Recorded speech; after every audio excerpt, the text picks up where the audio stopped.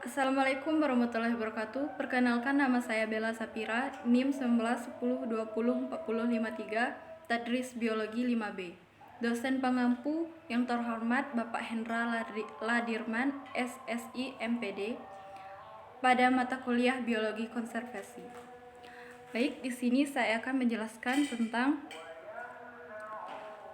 yang pertama, pengantar konsep biodiversitas, yang kedua, pengertian terminologi, dan yang ketiga, nilai strategi sebagai sumber daya, dan yang keempat, isu kewilayahan zonasi.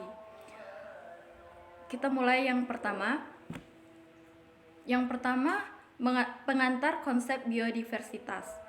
Keanekaragaman hayati atau biodiversitas adalah variasi dan variabilitas kehidupan di bumi. Keanekaragaman hayati biasanya merupakan ukuran variasi pada tingkat genetik, spesies, dan ekosistem. Biodiversitas daratan atau terestrial biasanya lebih besar di sekitar khatulistiwa akibat iklim yang hangat dan produktivitas primer atau aliran energi yang tinggi. Keanekaragaman hayati tidak terdistribusi secara merata di bumi dan paling bervariasi di daerah tropis. Yang kedua adalah pengertian terminologi. Biodiversitas. Biodiversitas adalah semua kehidupan di atas bumi ini, baik tumbuhan, hewan, jamur, dan mikroorganisme, serta berbagai materi genetik yang dikandungnya dan keanekaragaman sistem ekologi di mana mereka hidup. Termasuk di dalamnya kelimpahan dan keanekaragaman genetik relatif dari organisme-organisme yang berasal dari semua habitat, baik yang ada di darat, laut, maupun sistem-sistem perairan lainnya. Keanekaragaman hayati atau biodiversitas dapat digolongkan menjadi 3 tingkatan. Yang pertama adalah keanekaragaman gen. Keanekaragaman hayati merujuk pada keanekaragaman semua jenis tumbuhan, hewan, dan jasad renik atau mikroorganisme, serta proses ekosistem dan ekologis di mana mereka menjadi bagiannya.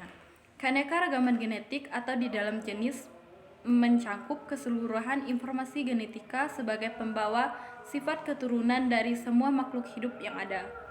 Keanekaragaman jenis berkaitan dengan beragam organisme atau jenis yang mempunyai ekspresi genetis tertentu. Yang kedua adalah keanekaragaman ekosistem. Keanekaragaman ekosistem merujuk pada keragaman habitat, yaitu tempat berbagai jenis makhluk hidup melangsungkan kehidupannya dan berinteraksi dengan faktor abiotik dan biotik lainnya. Keanekaragaman hayati lebih dari sekadar jumlah jenis-jenis flora dan fauna. Kawasan hutan Indonesia dan ekosistem daratan lainnya mewadahi keanekaragaman hayati yang sangat besar. Yang ketiga adalah keanekaragaman jenis. Dari segi keanekaragaman jenis, Indonesia mempunyai kekayaan jenis-jenis palem yang terbesar di dunia. Lebih dari 400 jenis kayu dipterocarp atau jenis kayu komersial terbesar di Asia Tenggara. Dan kurang lebih dari 25.000 tumbuh-tumbuhan berbunga serta beraneka-ragam fauna. Indonesia menduduki tempat pertama di dunia dalam kekayaan jenis mamalia atau 515 jenis, 36% diantaranya endemik.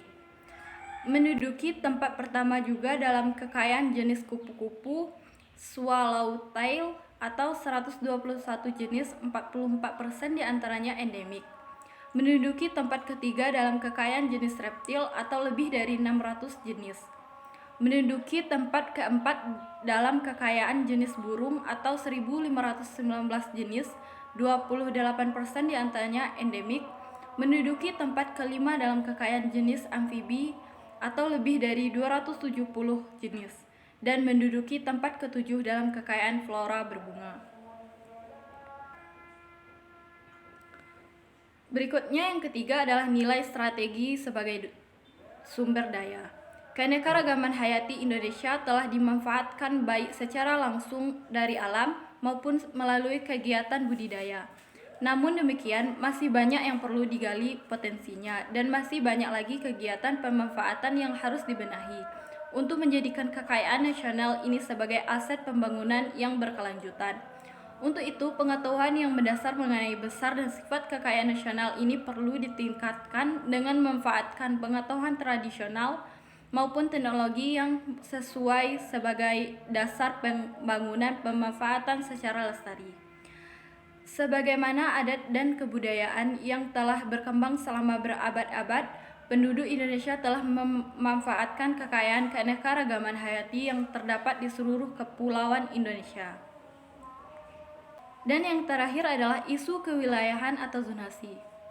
Pengelolaan kawasan konservasi perairan diatur dengan sistem zonasi. Paling tidak ada 4 pembagian zona yang dapat dikembangkan di dalam kawasan konservasi perairan, yakni zona inti, zona perikanan berkelanjutan, zona pemanfaatan, dan zona lainnya. Zona perikanan berkelanjutan tidak pernah dikenal dan diatur dalam regulasi pengelolaan kawasan konservasi terdahulu. Pengaturan sistem zonasi dalam pengelolaan kawasan konservasi serta pembangunan disertasi dalam pengelolaan kawasan konservasi. Jelas hal ini merupakan pemenuhan hak-hak bagi masyarakat lokal, khususnya nelayan. Kekhawatiran akan mengurangi akses nelayan yang disinyalir banyak pihak dirasakan sangat tidak mungkin. Justru hak-hak tradisional masyarakat sangat diakui dalam pengelolaan kawasan konservasi. Masyarakat diberikan ruang pengelolaan kawasan konservasi. Masyarakat diberikan ruang pemanfaatan untuk perikanan di dalam kawasan konservasi atau zona perikanan berkelanjutan, zona pemanfaatan maupun zona lainnya, misalnya untuk budidaya dan penangkapan ramah lingkungan maupun pariwisata bahari dan lain sebagainya. Sekian penjelasan dari saya, terima kasih. Saya tutup dengan Assalamualaikum warahmatullahi wabarakatuh.